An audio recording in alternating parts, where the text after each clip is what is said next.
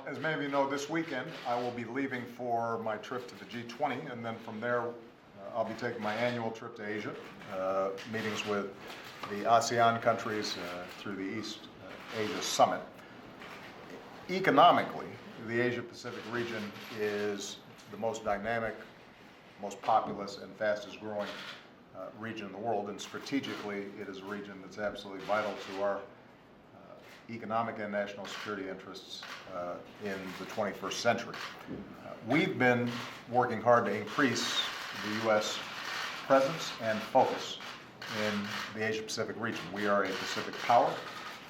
Some of our closest alliances are in this region, and we do an enormous amount of business, but there's a lot more potential business to be done, and if we're going to continue to succeed in securing our nation and our allies, then we're going to have to be a player and help establish the economic and security architecture in that region for this century and centuries to come.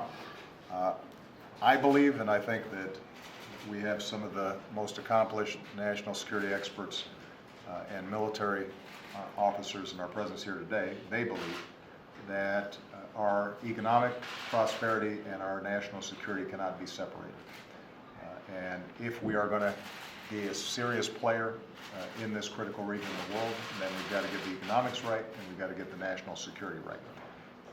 That's why all of us agree that the Trans-Pacific Partnership Agreement that we have forged is so important and that it is critical for Congress to act. The 12 nations that are party to this agreement represent 40% of the world's GDP. And our goal throughout this agreement has been to raise the standards, raise everybody's games in a way that advantages America's workers, American businesses, American farmers, American ranchers. The results of this agreement are an elimination of tariffs, taxes effectively, on American products and American services being sold into this region. We're already largely open to them, but they often have been closed to us. We're changing that. We're making sure that labor standards and environmental standards are observed there just like they are here, so that we create a level playing field. And they don't have the ability as effectively to undercut U.S. workers and U.S. businesses who are following higher standards by using child labor, for example, or dumping their pollution in the oceans in ways that U.S. businesses can no longer do. We're making sure that intellectual property is protected because a lot of what we produce has a lot of intellectual content. You know, we're the software creators, we're the innovators.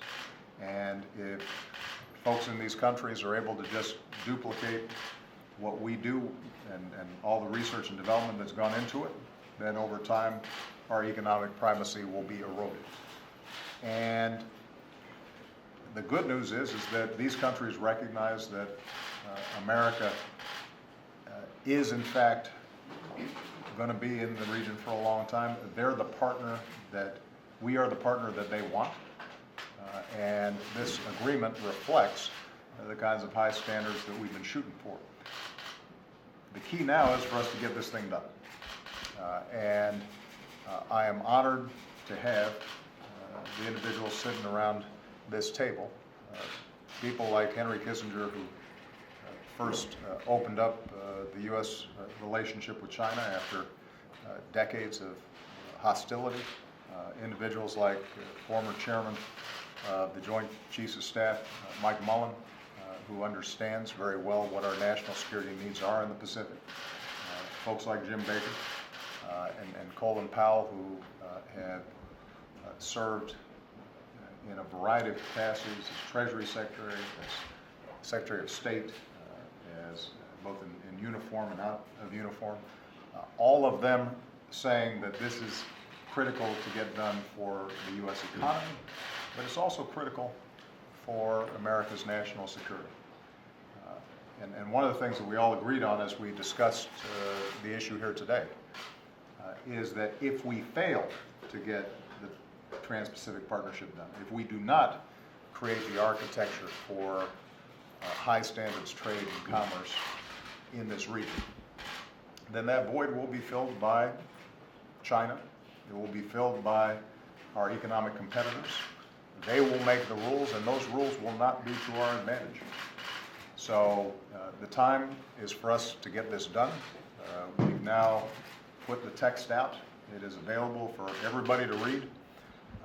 We are consulting closely with members of both parties in Congress, and we strongly believe that on a bipartisan basis, we should get this done. As soon as the 90-day review period is completed and the new session of Congress begins after the Christmas break, I'm hoping that leaders in both parties and in both chambers move promptly to get this done. It'll be good for American business. It'll be good for American workers. It'll be good for our national security for generations to come. All right? Thank you very much, everybody.